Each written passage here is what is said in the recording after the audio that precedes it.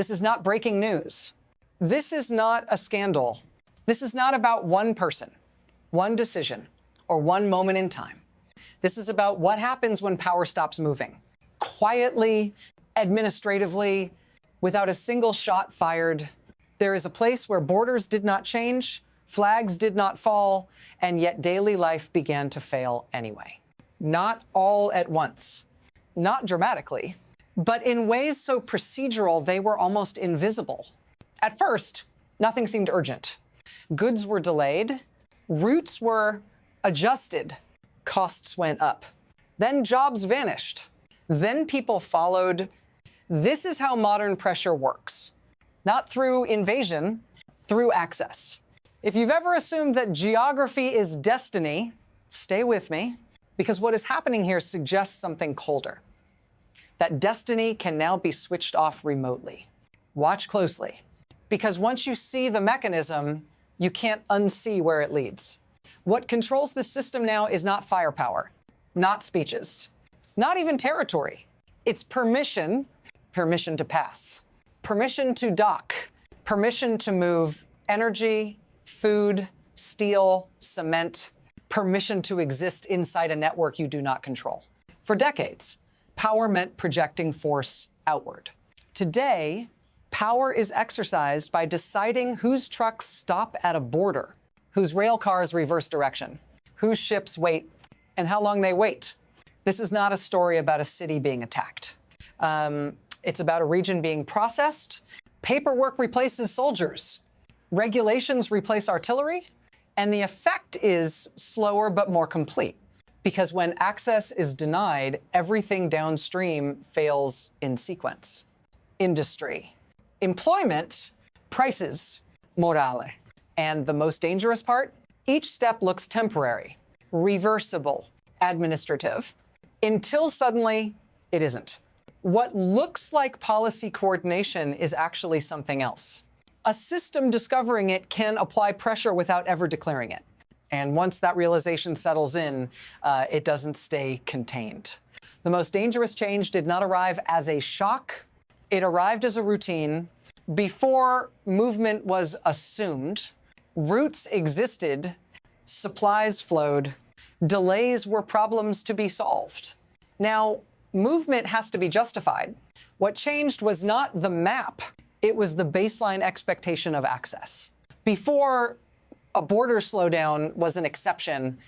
Now, it's the default. Before, disruption was news. Now, disruption is policy. This shift happened slowly enough to feel manageable. A delay here, a restriction there, each one explained, each one legal, each one framed as temporary.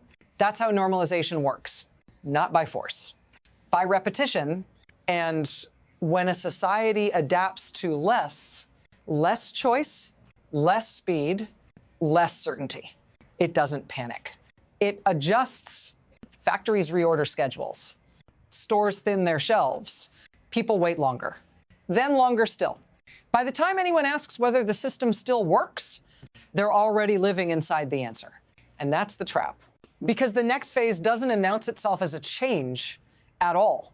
It arrives disguised as continuity. Then the system tested its own limits. Not rhetorically, practically. One route failed completely. Trucks stopped moving. Not because of conflict, because they were no longer allowed to complete the journey. Miles-long queues formed at crossings. Days passed. Engines idled. Paperwork expired. Eventually, vehicles turned back, empty. When access ended, the industry built around that access collapsed with it. Transport companies shut their doors. Drivers lost work overnight. Fleets were parked, sold, or dismantled. This wasn't a shortage of demand. It was a shortage of permission. And once the road was gone, something else became visible. There was no alternative waiting. The railway followed. Strategic cargo didn't slow, it stopped. Cement, steel, coal, the materials that quietly hold an economy together. If you're wondering how quickly a modern region can be immobilized, this is where the answer begins to sharpen.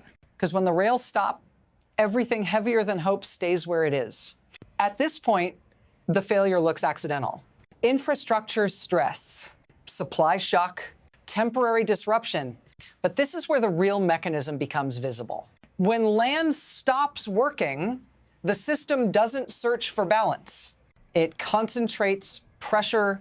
Everything is forced into a single remaining channel. One route, one option, one point of failure. The sea becomes that channel. On paper, it solves the problem. Ships replace trucks. Ports replace borders. Maps suggest continuity. In reality, it inverts the entire economy. Sea transport is slower, more expensive, limited by capacity, dependent on port infrastructure that was never built for replacement, only for supplement. Costs multiply before goods even arrive. Time stretches. Schedules break. And here's the quiet transfer that matters most. The added cost does not stay with the system. It moves downstream. Factories absorb delays until they can't. Retailers raise prices. Workers lose hours. Consumers pay last. This is how pressure is laundered. No single decision causes collapse.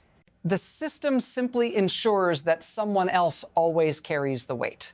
And the longer this runs, the fewer places there are left to pass it, which is when the system begins to accelerate on its own. Then the tempo changed. Waiting turned into backlog. Backlog turned into congestion.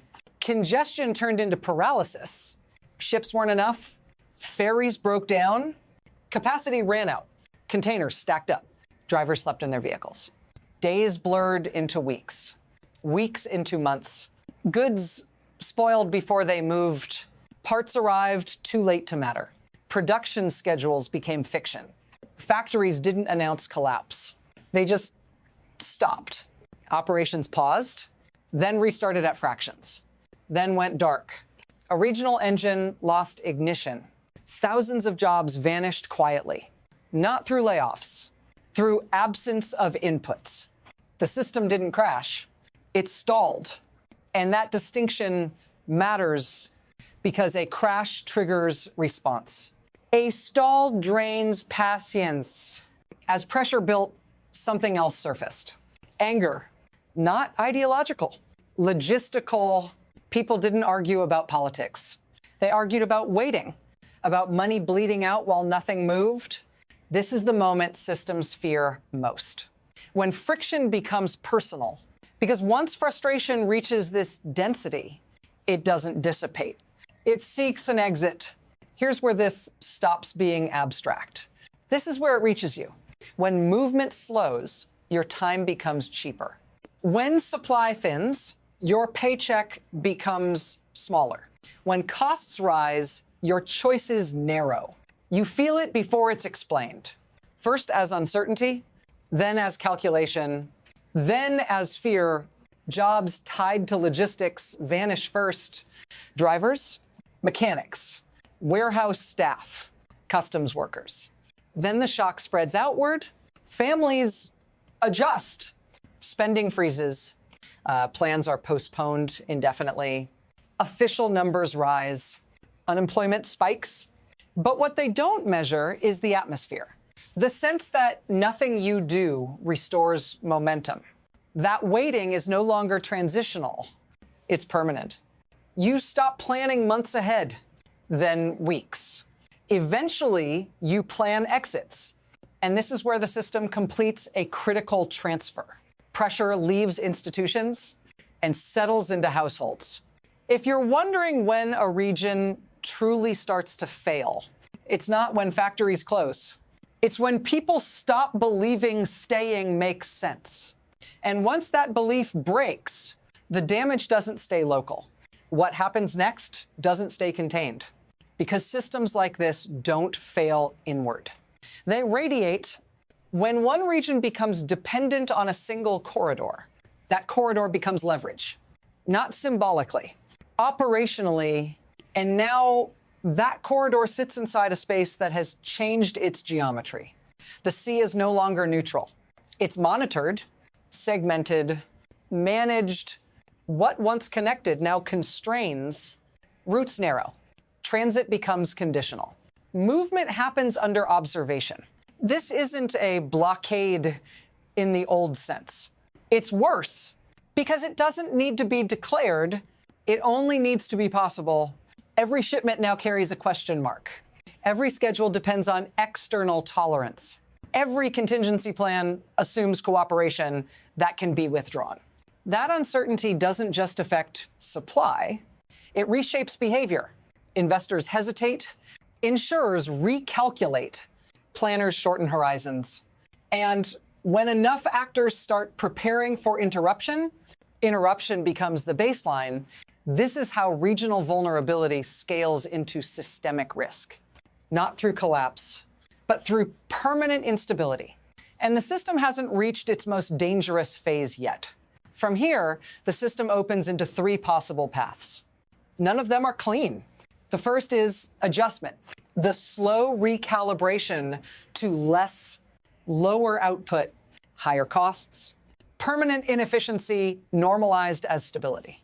Life continues, but smaller, more fragile, dependent on conditions that cannot be controlled locally. The second is erosion, where pressure doesn't break the system outright, but hollows it from within. Young people leave.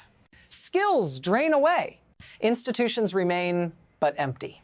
The region functions technically while its future quietly evacuates. And then there's rupture, not necessarily an explosion.